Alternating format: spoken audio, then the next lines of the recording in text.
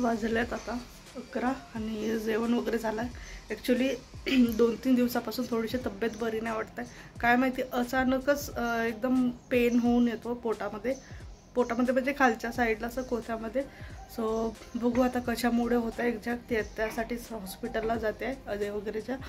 So अन्वीला पण घेऊन जाते कारण आतमधल्या रोडनी जायला जमतं ट्रॅफिक कमी असल्यामुळे आणि मग समोर जाऊन टर्न व्हायचं. सो मेन रोडनी जायचं आणि त्याच्यामुळे तिला घेऊन जाते, नाहीतर मग काकूकडे ठेवली असती.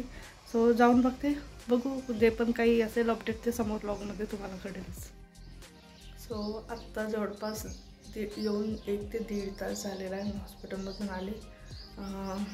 तसं अन्वी आता राहते स्कूटीवर, म्हणजे तिला लॉंग ड्राईव्ह नाही म्हणता येणार, थोडंफार 2-3 जर किलोमीटर तिला जर नेलं नाही. मेन म्हणजे कसं बॅक साईडून पण एक रोड आहे त्या जो मेन रोडला म्हणजे रिंग रोडला टच होतो.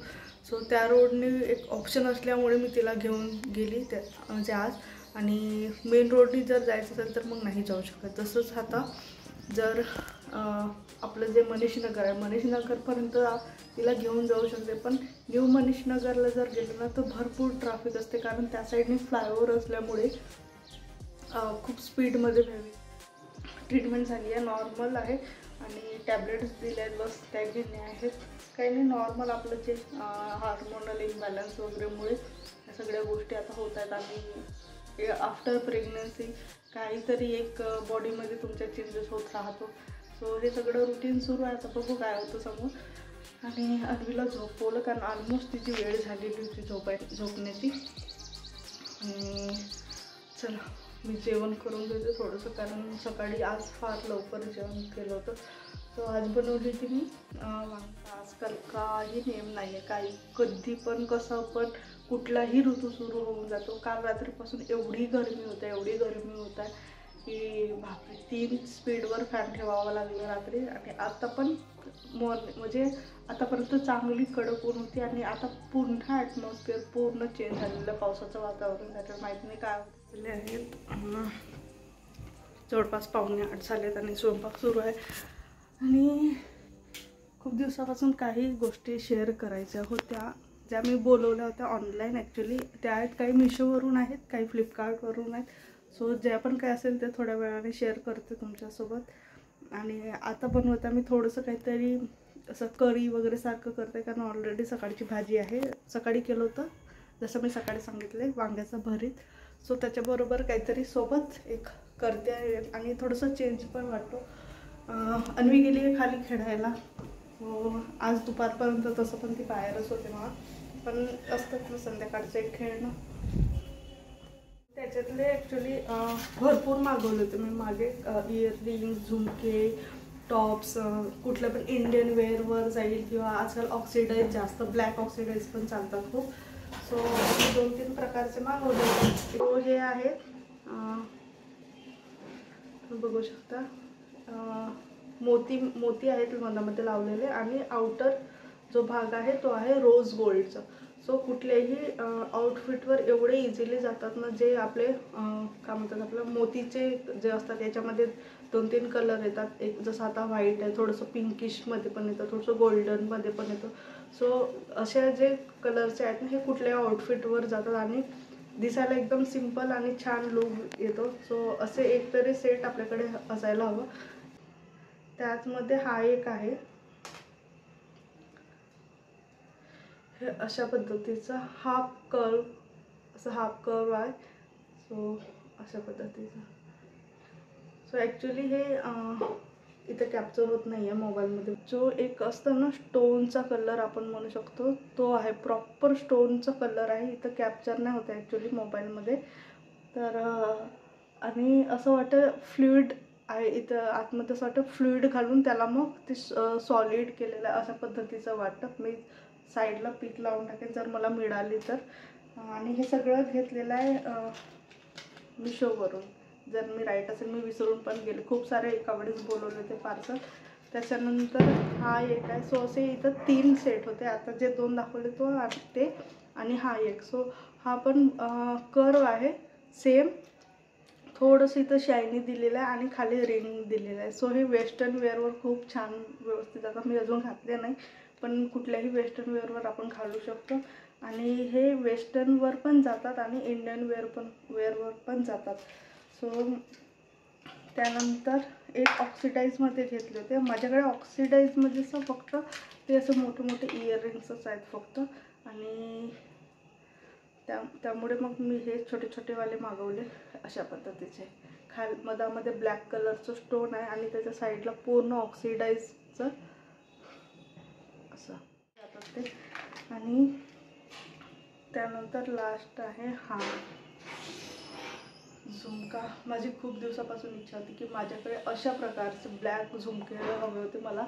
थोडेसे मला मोठे आले ॲक्च्युली, पण मी इतके मोठे घालत नाही. पण ठीक आहे, आपण एखाद्या वेळेस जर असं नॉर्मलमध्ये मोकळे जर केस ठेवतात तर इझिली असे होतात. पण जर तुम्ही टायप करतात हेअर्स तर मग अशा वेळेला थोडेसे मोठे वाटतात. पण ठीक आहे, एखाद्या वेळेला आपण एखाद्या ड्रेससोबत जर तुमचं हेवी ड्रेस असेल तर फक्त इयरिंग घालून तुमचं लुक पण कंप्लीट होतं. गळ्यामध्ये पण काही घालायची गरज नाही पडत.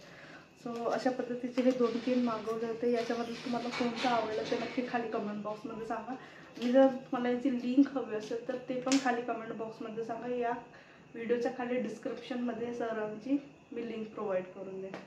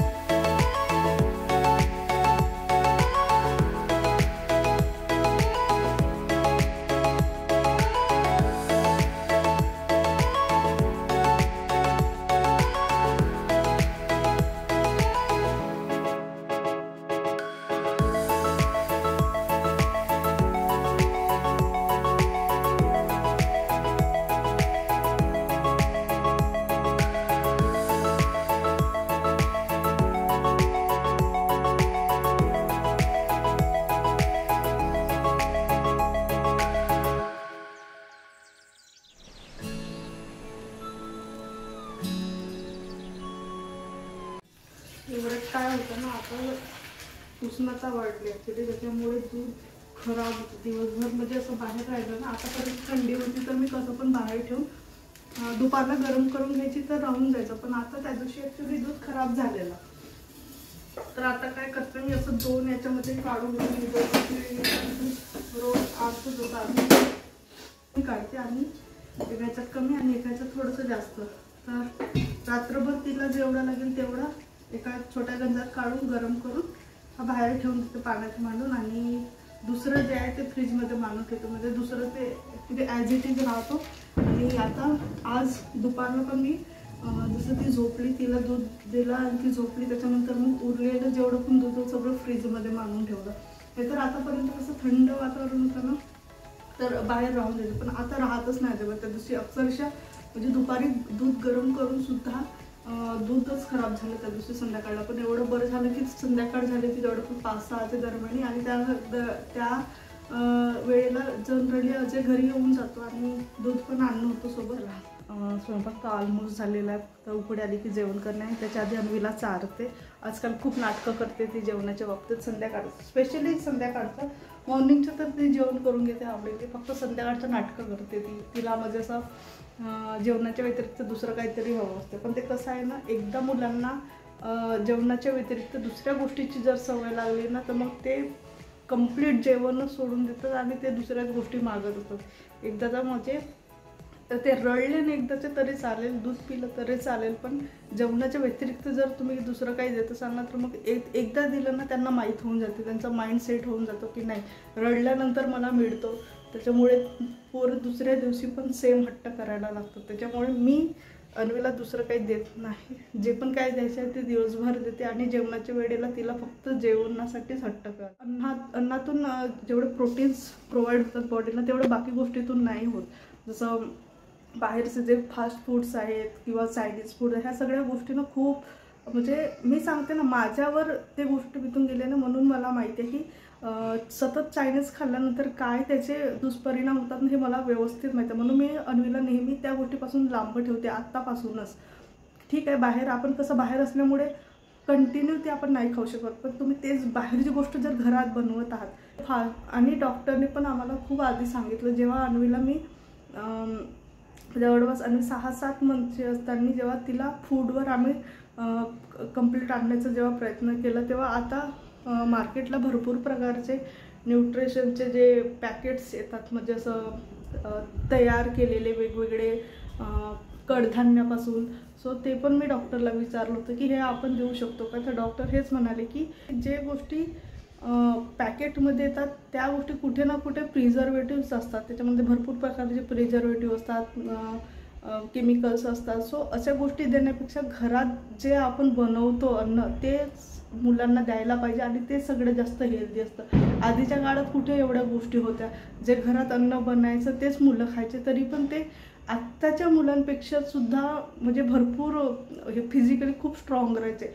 आपणच आता इतके व्हेरायटीज निघाले ना मार्केटला की सगळी इकडे तिकडे बघतो आपण आणि ते पण तेच आपण पोरांना देत राहतो. सुद्धा सवय मी तिला खूप स्टार्टिंगपासून होतं ना, जे घरी मी बनवते, मी कधीच म्हणजे आतापर्यंत कधीच मी स्पेशली असं तिच्यासाठी, जसं आता मी रस्स्याची भाजी करते तर कधीच स्पेशली तिच्यासाठी मी असं वरण नाही म्हणलं, जे आहे तेच तिला देत गेली. आणि म्हणून ती आता पण ना आडण वगैरे किंवा कुठलेही तिखट जरी पदार्थ असलं ना तरी ते खूप आवडीने खाते. म्हणजे कसं आहे, जोपर्यंत आपण मुलांना इंट्रोड्यूसच नाही करून देणार एखादी गोष्ट की ही तुझ्यासाठी व्यवस्थित आहे, तोपर्यंत मुलं शिकणारच नाही आहे. आपण स्टार्टिंगपासूनच मुलांना असं स्वतःच ठरवून घेतो त्यांच्यासाठी एक रूल की नाही हे तिखट आहे तर हे खायचंच नाही, हे आलू आहे तर हे खायचंच नाही असं, आणि मग बाहेरचं फूड देतो आपण. तर कुठे ना कुठे ह्या गोष्टी थोडंसं ॲडजस्ट करायला पाहिजे. आणि तसंही दिवसेंदिवस हेल्थ प्रॉब्लेम खूप जास्त वाढत चालले आहेत. सो त्यांच्यावर त्या सगळ्या गोष्टी उद्या जाऊन येऊ नये याची पण आपल्याला एक पॅरेंट्स म्हणून काळजी घ्यायला पाहिजे. चला आजचा व्लॉग मी इथं सेंड करते. भेटू आपण नेक्स्ट व्लॉगमध्ये. Till then bye, take care.